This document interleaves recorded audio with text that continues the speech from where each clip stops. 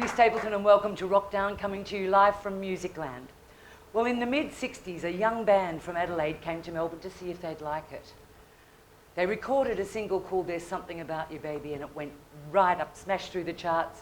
Here tonight to celebrate the reunion, I guess, for the Go Show concerts. I think it's the 4th Go Show reunion.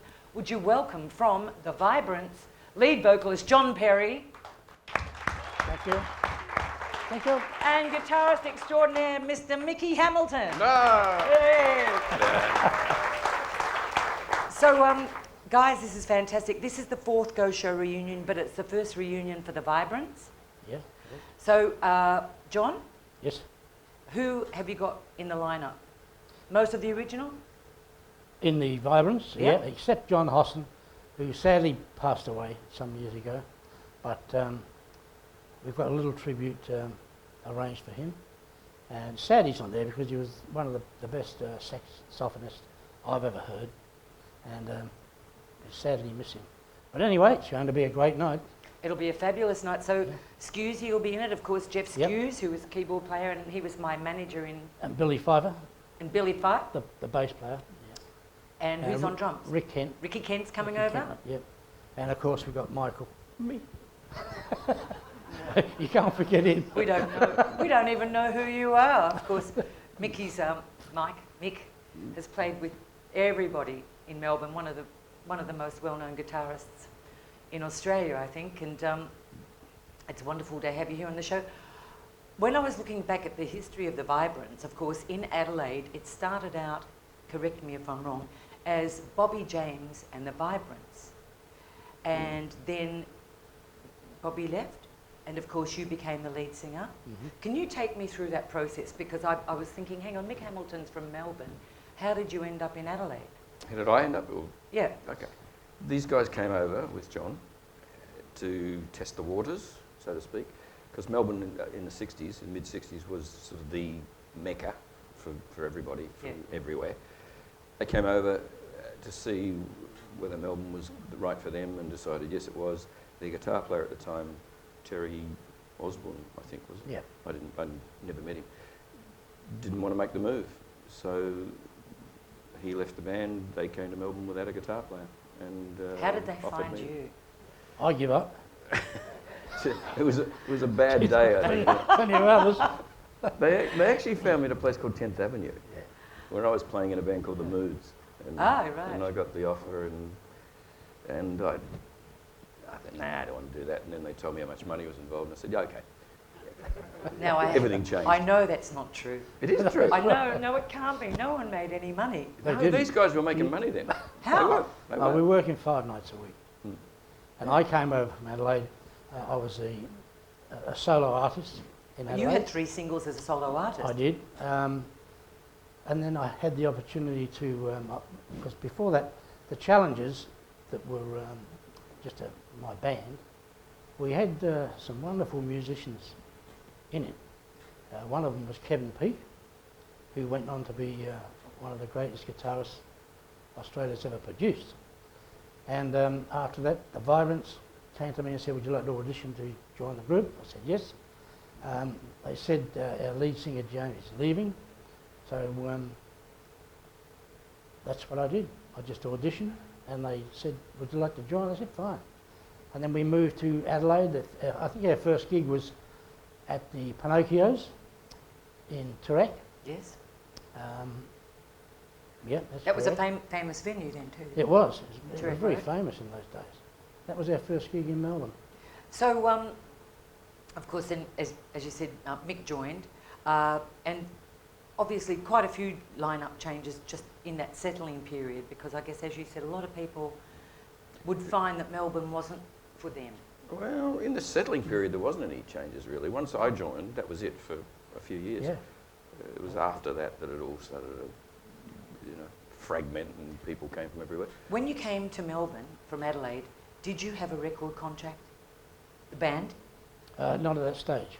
No, as I said, we came over, worked at Pinocchio. I think you were on the first night there, and that went very well. And then it went on from there. We had a recording contract with, I think it was EMI, Columbia. Yeah, it Yep. was with yeah. Yeah. Well, of course, Something About You, Babe, that was the first single that you did here in Melbourne. Yep. And it was a massive hit. I mean, It was huge. even if you weren't really around in that period, you have to know that song. It was a massive hit. You were working 5 nights a week. What happened after that hit? I can imagine then your workload. Well, we were tripled. working at, let's say, Pinocchio's on a Sunday usually. Not every Sunday, but there was Winston Charles down the road. That was a 7-hour week, not for us. We worked about 3 or 4. And there was 431 in St Kilda Road, the Coburg Town Hall, Opus. Around the Heaps of dances as well. Yeah, Well, there's Half tons. the On night. a Saturday, we'd do 4 or 5 different yeah. gigs. I know, we've talked to actually quite a few bands, and surprisingly, the amount of fabulous bands that came from Adelaide, Mm. all these fabulous musos, and we were saying before, obviously one of the reasons was the fact that there were so many kids that had migrated out Yeah. from England, and they'd come from England and had all of this music going on, so the young Aussie kids that would join bands with them and stuff, they really were on top of it in Adelaide, weren't they? Well, they were at the at Elizabeth, where I first started to sing. Glenn Schrock and I sang together on the same stage. Oh, did you? Yeah, with the Twilights. They were getting formed at that stage, and I was still a single artist. So. We're going to take a short break. When we come back, I'd like to talk to you about what happened after your big success with that, and you know, how hard you guys had to tour, and then of course people decided to go off on their own tangents again and join different bands, go to England, go back and have a look, and also the Ghost Show reunion. I really want to talk about that and your preparation for your big reunion. Okay. We'll be back soon with John Perry and Mickey Hamilton from the Vibrants.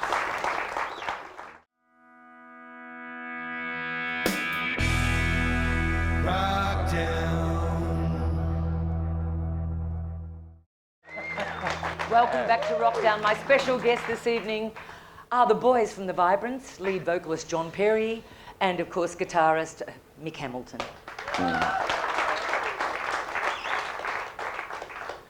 Okay, so we were just talking about what happens to most bands after you've had this massive big hit.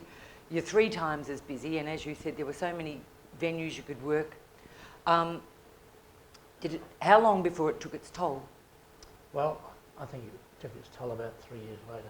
That's a pretty long time to stay together, though. Yeah, but we were touring quite substantially. I mean, we did a show in Broadbeach with Johnny O'Keefe for a whole week. It was, I forget the name of the venue, but we were his supporting act. And that was a great experience for us because we realised that there was a lot in travelling because there was no money in it in those days. Yeah. Contrary to what you think. Oh, Because that's what I thought. I thought there was no money in it, but you said you made money. we made a little bit. Okay. Until we had the hit, then you stopped making money. That doesn't make sense. No, I know. Doesn't That's make how it sense. was. Well, John, after the Vibrant split up, you went on to work with Gil Matthews. I did. Can you tell us? Gil Matthews and Kenny Leroy and Gary Howard. Howard. Thank you. Oh, drummer. Yeah, Gorgeous. He was fantastic. And we had a good little group round there. We toured Australia again, What was that band called? the John Rupert group. Yeah. And we just carried on for about 2 years after that. Why did you decide to use Rupert? It was Rupert your middle name? Yeah. John Rupert Perry. So why did you decide to go from the Vibrants, John Perry, to John Rupert? I have no idea. It was just one of those things. I had to you see- ask. You see, actors in those days and singers used to change their names all the time. Yeah. So I started off.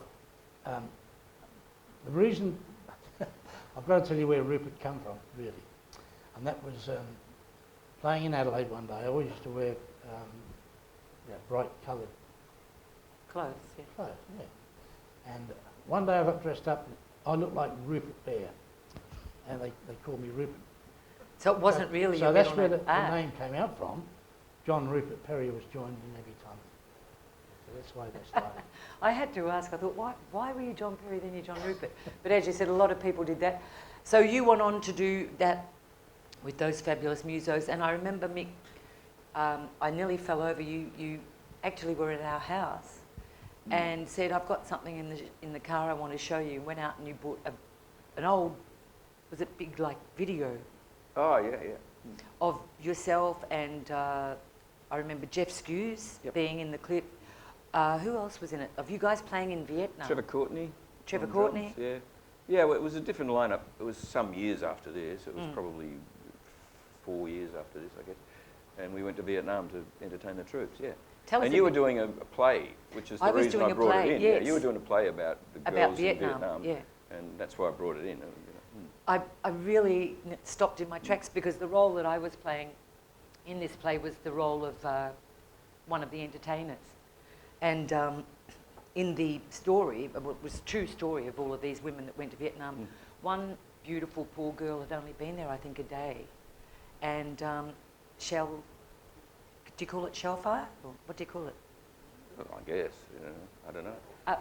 She was killed just going out onto the stage about to do her first song. And we were talking about this, and then you brought this video out, and there you were up on the stage in Vietnam, and I just got such a shock because you'd never mentioned that before, and you look at it and you think, how did you guys do that? I mean, it just looked totally freaky. It was pretty exciting, but it was also pretty scary. I mean, we went for the government, so theoretically we were protected and they were not putting us into harm's way, but they did. We were sort of... You were in harm's way we because were, a couple it of times, happened to people, all the time. Yeah. But we weren't supposed to be. We were supposed to be kept away from all that stuff. But how long did you stay there? Oh, we were only there for a couple of weeks. But I knew people who were there for 2 years, entertaining. Yes. Well, some people actually became quite addicted. Yeah. And they would come back to Australia and then say, again. I'm going back, I'm going back. Well, I love it. a lot of people made a lot of money. We didn't. We were just getting sort of government wages, per diems and stuff. But a lot of guys went back and worked for, as I say, 2 years and made a lot of money over there. So anyway, look, over the years, I've interviewed Mick before, and his career runs like a who's who of who you've played with and what you've achieved, and John, you as well. But let's talk about something that's really exciting, which is the Go Show reunion. As I said before, it's the fourth Go Show reunion, and the Vibrants are doing it. So who have you got in the lineup to come back and play? Well, everybody except John Hoss. Yeah. And as I said before, unfortunately he's not with us. But this is the first Go Show that I've done. I think, have you done one before? I've done one before, yeah. Yeah. But it's 48 years since we've played together, so that should be interesting. That should be interesting. Have you rehearsed yet? Have you rehearsed yet? No, not yet. It's not till July, so No. we got Okay, time. so the shows are on in July. Yep. And the tickets go on sale, I think it's April 1. Fool's Day. April Fool's Day, there you go. So anyone out there that's busting to see the Vibrants, which I will be there, you can buy your tickets on April the 1st. So how many songs? Well, we're not sure. Probably 3 or 4. Depends. Well, I mean, it's quite a lineup of people. There's 10 or 12 acts on. Some of the usuals, like Normie Rowe, who's always on. We couldn't have a Go Show without Norm. But Max Merritt's on. Oh, cool. Peter Williams is coming to do some groove songs. Samantha sang. Colleen Hewitt. Yeah, Colleen. Well, we had Samantha on the show not long ago. She's in fine form. So it's going to be, there's a lot of people. So I guess they need to time the show and see, how long we get to do. But it'll be 3 songs and maybe 4. Yeah. So at the beginning of the show, you probably saw the film clip, which was There's Something About You, Babe. I didn't realise you guys had that much energy. I didn't know that. I wish I had it now. What do you mean had? Had that much energy. Have. I'd like to see you leaping around like that now. I have to ask who directed it, because I was a bit interested with the bits of snow on you. Crazy Foam. What was it? Foam. Crazy Foam. Foam. Crazy Right. foam. It was Chris Lafane. did that. Do you know Chris? Know Chris really well. Yeah, If you're Chris did watching, let's all say hi to Chris. Yeah, hi Chris. Chris Lafayette. He's up on the Sunshine Coast somewhere, isn't he? Or I believe so, somewhere up there. But I actually didn't know that. I'd never seen that because I was doing my, YouTube research, and I heard the single, but there was just a sort of still picture there, and I thought, oh, what a shame there's no film clip. But that's a doozy. Oh yeah, it's very sophisticated stuff. Yeah. I can't figure out how skinny we were. We were all skinny. What happened? 48 years happened, I think. Actually, it's 50 years since that clip. Is it really? 50 bloody years, yeah. I know. God. I actually also didn't even realise that Chris Lafayette had been doing film clips Yeah. for that long, or that that bands even really had those sort of action film clips. There's a very similar one with the group, and Chris did that as well. It's very. I can't remember what the song is. It might be "Woman, You Breaking Me" or something, but it's very similar sort of clip. What really original thoughts in those days? Just run around in circles and Make a fool of speed the yourself. film up. It's great. So, John, these days, are you still performing? Now and again. Yeah. Mick and I put a band together. We've performed at several golf clubs, which is very good. Like all that. And we've got another one coming up in June. And that's the only time that I really sing these days. Yes. Because I did give it away for 20 years and then came back just to do a few cabarets and whatever you need. And now they can't drag you off the stage. Oh, I do love it. They'll have a big hook. Would you please welcome two of the most fabulous musicians and singers from the 60s right through now to the 2000s? And look forward to seeing you at the Go Show reunion. Would you please thank John Perry and Mick Hamilton. Thank you.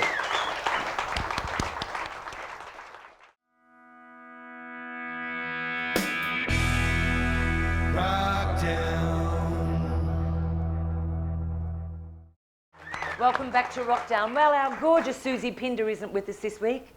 I think she's on another holiday, or just out and about somewhere, which is really tough.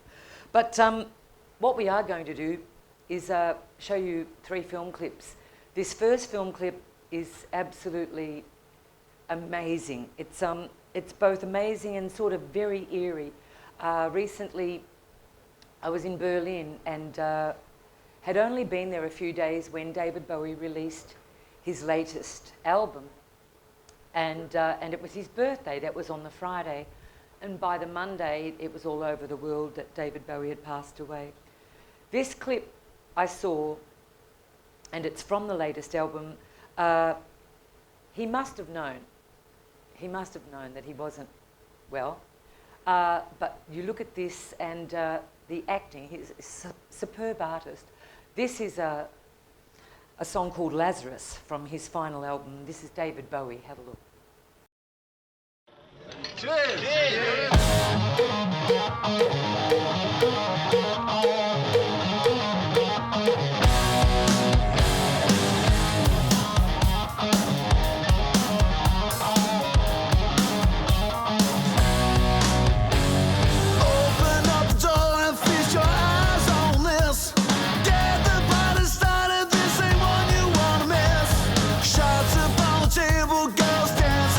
Roof, not a drink in the bar that's less than 9 proof.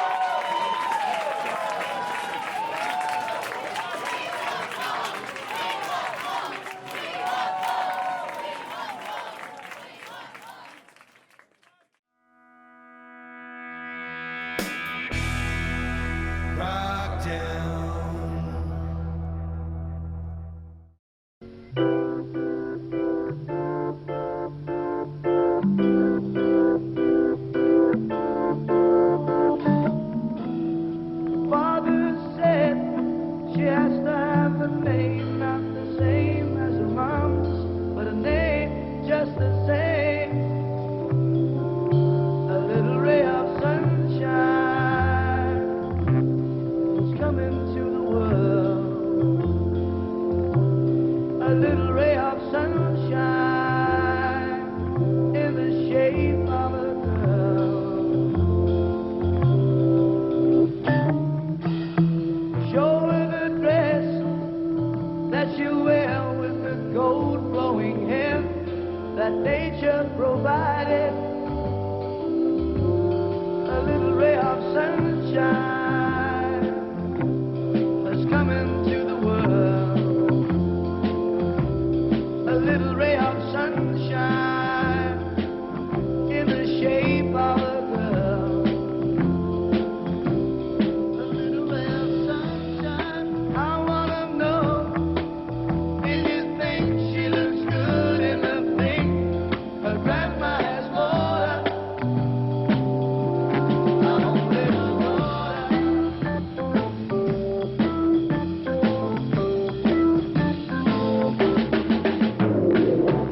She can make you feel good.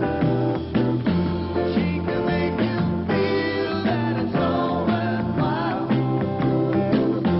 Only by her smile. Only by her smile.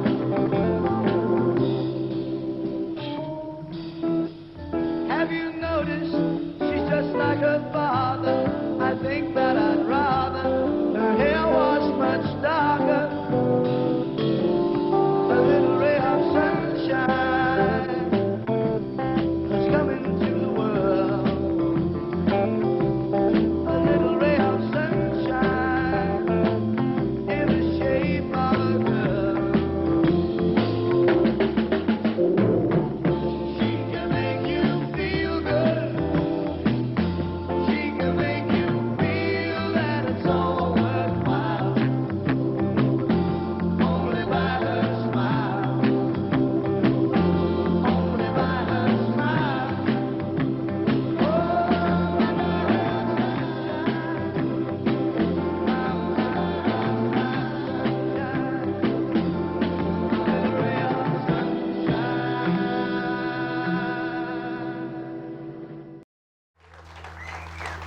Welcome back to Wrokdown, and of course that was Axiom. With us tonight, one of the founding members of Axiom, Cam Pact, the Dingoes and Stockley C. Mason. Our special guest with his new album, Pale New Sun. Would you please welcome Chris Stockley. Thank you. Hi. Yeah, How are you, Chris? I'm well. We were having a bit of a laugh looking at that, and when we saw what Caddy had on. Well, what he had on his head was one thing, what was inside his head was another. But I'm pretty sure that that clip was done at the Sydney ABC very early on a Saturday morning. We would have done 2 gigs at least the night previous and would have probably got little if any sleep, and that's why everyone looked so wrecked. I mean, I remember those days well. No, I don't. When I see that, I remember them well, but not at the time. But that's what I reckon. I'll find it. I'll prove it. That was done really early in the morning. They used to do strange things like that in those days. Well, they did. Yeah. They did. You know, you'd have Hey Hey It's Saturday. You'd have to be there at 6 in the morning when Yep. it was a morning show, and as you said, people probably finished their gig at 2 or 3. Yeah. So, no sleep. Fabulous days. But we did have a bit of a laugh about the hat, and I hope Caddy has seen that recently. Yeah. So, Chris, you've had an amazing career. You, of course, were born in England Yes. and came out to Australia at 16 years I old. just turned 16. So tell us about your journey at arriving in Australia. Well, I had developed an incredible love for music by that stage, starting with Elvis and then going back through the blues with, you know, Chuck Berry, Bo Diddley, Muddy Waters, Smith Blues, and then coming back out. And at that time was when the Rolling Stones and Yardbirds, Pretty Things, all these R&B bands were happening in England, which was exactly the music I loved. Had they happened in Australia yet? No. No. No, and that was the thing, that when I got here, it's February '64, the Beatles were huge. No one had quite gotten onto the Stones yet, and I showed people pictures of the Stones, my new favourite band, and they were going, my God, you know, you pay to go and see these people play. You know? And it was a year or so before that part of the music got accepted. You've got to remember there was no internet then, there was no immediacy. Everything came by boat, including the records or whatever was going on. Would take that long to get here. Yeah. Nowadays, like Australia is no further behind or ahead of anyone else in the world. Back then, Australia was pretty... Well, at least a year. It was a... Yeah. Come on, say it. We love you.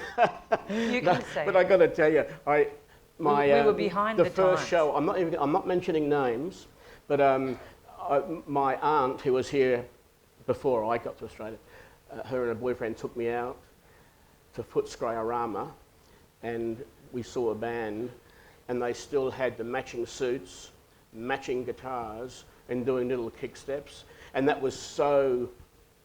No, it was like when I come from England, everyone was wearing what they wanted, like the Stones, no matching suits or anything like that, and long hair, you know, and everything was matching. And I thought, what have I done? But we developed this kind of underground club, very exclusive, and my music developed from there. Like I met John Pugh. My first ever musical venture was a duo with John Pugh, and then it developed into a band, a blues band, and then that's when Campact came along, and that became, we started getting into soul music as well as blues. Yes. So we started to change slightly, and well, that's where it came from, you know. So there was Campact, and then... Then into Axiom, because the country thing, we were starting, like, you got to remember this, and I think when did the first band album come out? It would have been 67, 68, something like that. The band. The band, yeah. The band. And everyone stopped in their tracks. Clapton quit Cream, you know, everyone said, these guys are doing it right. It's quiet, it's feel, it's not overblown showmanship and stuff. And Don and Brian had been in England with the group. Glenn had been in the group, in England with the Twilights, and they'd all heard the band, and they'd come back. So you were all on the same Yeah, wavelength? we were all on the same wavelength, and that was how the Axiom and those country sort of things started happening, is because of the band, and many, many other groups in the world were affected by them. It really was a revelation, because I remember going to see Axiom at Essendon Tech. I think a very young, if I'm correct, a 15-year-old guy called Frank Stavala, who, of course, if you don't know, has headed Premier Artist for probably the last 100 years. 100 years. And he ran the dance at Essendon Tech, and it was great for kids too, because you could actually get in, whereas if it was a club, a lot of the time you couldn't get in until you were 18. And the first band that I saw at Essendon Tech was Axiom. Oh, there you go. It was brilliant. Yeah. We're going to take a short break. When we come back, we want to talk to you about your career, because not only did you play with Axiom and of course the Dingoes, which was just a brilliant band, but you also went overseas. You went back overseas and played with some amazing artists over there. Oh, yeah. And we're going to talk about your new album, Pale New Sun, and I love the cover. Let's have a look at that. Good shot. I'm liking it. So we'll be back soon with Chris Stockley. Thank you.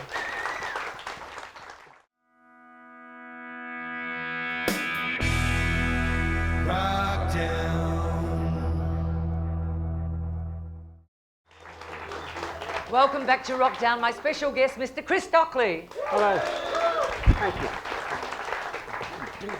Oh, so many fabulous bands you've played with. One of my other favourites had to be the Dingoes with Broderick Smith and the boys. Yep. Of course, you guys had massive big hits in Australia, and then tried your hand at the States. Can you tell us a little bit of how you ended up in America with the Dingoes?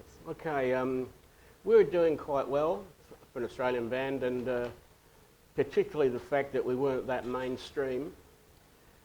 There are a lot of bands doing better than us who hit record sort of stuff, and but we did okay. We had a really, really big live following, and then some people from out here touring with Procol Harum had seen us play, and they suggested to Peter Rudge, who was tour managing them at the time, that they should check it out. He was very impressed. Cut a long story short, he was very impressed, and it took a lot of legal stuff and a lot of time to actually get us over there, but eventually we got to America by him, and I think we would have been the first band that was ever signed directly from Australia. We didn't have to go to America and line up a deal and do all that stuff over there. Well, you probably were, yeah. Then what happened? Dreams sadly come to an end. We did really well. We started off in the little clubs, and Peter Rudge was really clever like this. He put us in little clubs, hard work, all around the country in a camper van, and then he put us into bigger rooms with bigger artists.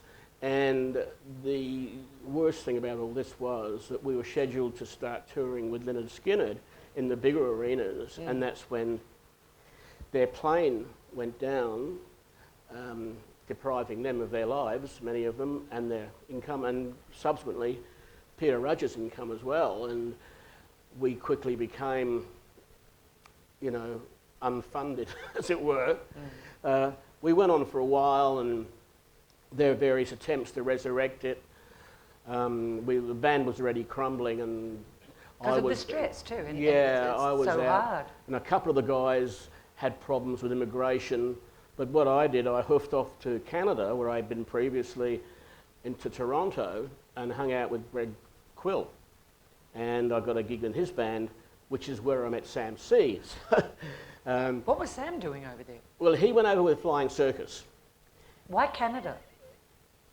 Don't ask. I don't know. You don't know, yeah. I tell you, people thought Canada was really cool, and because it was so close to America, it was an easy way in. It wasn't true. Yeah. I think Canadians has as much trouble getting into the States as what Australians or British or anyone else did. And it was a very strange scene. That was the first time I ever saw cover bands on such a scale. Because when we left Australia, cover bands are a bit of a joke. You know, they played in certain bars, but we ended up coming back touring with Greg Quill out here. And Sam said, look, I've really had enough of Toronto. I don't think I can go back again, you know. And I said, well, my network's back here in Melbourne too. I know more people than they do in Toronto, and I've had, you know, greater level of success here. So we decided to get a band ourselves, and I knew I wanted to sing, and that was Glyn Mason, because he's one of the best singers we've ever seen. Where did you find him? Where did you find Well, Glyn? I've known Glyn for years. Because and he's a years and Kiwi, years. isn't he? Yeah, yeah. I've known him for years and years. And if you want to, the first time I saw him, my memory's not so bad, I was at 10th Avenue. Remember 10th Avenue? And I do. Burke Street. And he was with a Kiwi band called Larry's Rebels. And he sang Stevie Winwood, you know, all that Spencer Davis stuff in the same key and note perfect. And I always wanted to work with Glenn, and I called him up and he said, well, as a matter of fact, I'm between careers at the moment, so yeah, I'll be interested. And that was That Stockley, easy. C and Mason. Yeah, and then we got the guys, the rhythm section, Dave Stewart and Jeff Rosenberg, and it was born. That was a beautiful band. It was. And you're was a very still good all band. very close friends. Yeah, well, very, and musically as well. I mean, I've been touring with Glenn Shorrock and Brian Cadd, doing a kind of Axiom show, and guess who's in the band? Sam C and Glyn Mason. You know. So the Stockley C Mason are in the band with Are you Brian having fun? Oh, absolutely. Because working with Cad's no fun, is it? It's dangerous, is what it is. You saw the hat. Forget the hat. Yeah, It's what goes on after the show is After more the show is- dangerous than the show, I've got to tell you. Absolutely. Look, let's talk about this because this is really why we're here. Pal New Son, tell us about your new album. Well, at this time of my life, when you just can't walk out the door and get a band together, it costs money, and you don't have that freedom of not being responsible for anything anymore. So I couldn't get anyone to sing the songs. I couldn't find a good band, or they couldn't find me, or whatever. And I said, like, my bucket list before I die, I'm going to make my own record, and I'm going to sing the songs. Because you've got to realise I've worked with Cadd and Shorrock and Jimmy Barnes and Glyn Mason, Broderick Smith. These guys are the best singers in Australia. Now, I sound like a rat having its tail stepped on when I sing. So I never sort of got round to singing. Because in that company, I mean, it's a bit intimidating, right? But because my bucket list thing, I said, bugger it, I'm going to sing my own songs, write the songs, sing them, and that's it. For better or worse, I have to do it. And that's what I did. And I found in James Black a very talented man, who was happy to help me realise that dream. Of course, James Black plays on the... Everything. But on Rock Quiz, you know, the fabulous... Yeah, keyboard and guitar. Keyboard player, he plays everything. He's an amazing musical guy. director. He's an amazing guy.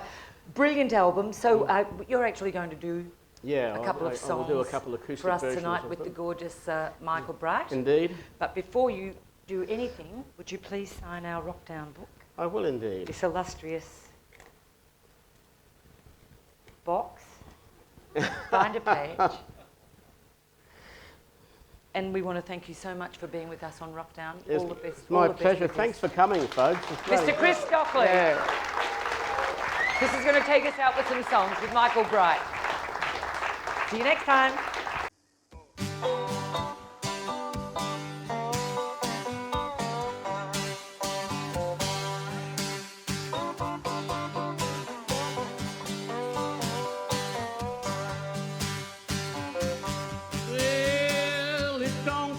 Nothing to get through the door. If you wanna see me shake it, that's a little more. Put your money in the slot and you can have your fun. If you wanna get close and see more of me, step out from behind that screen. For $25 you can have a one-on-one.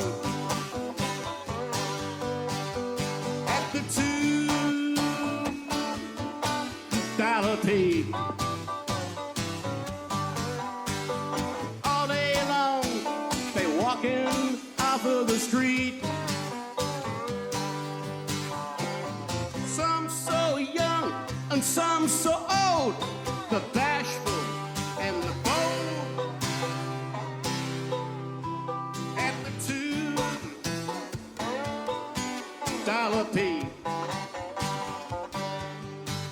I got a little boom box that plays dance hits. It's another 50 if you want to touch my tits. Or if you like, I can whisper in your ear. Now some guys like it when a girl talks dirty. I can be disgusting for just another 30. Tell you all the things that you want to hear. The $2 pay. All day long they walking off of the street. Some so young and some so old, the bashful and the bold. At the $2 pay.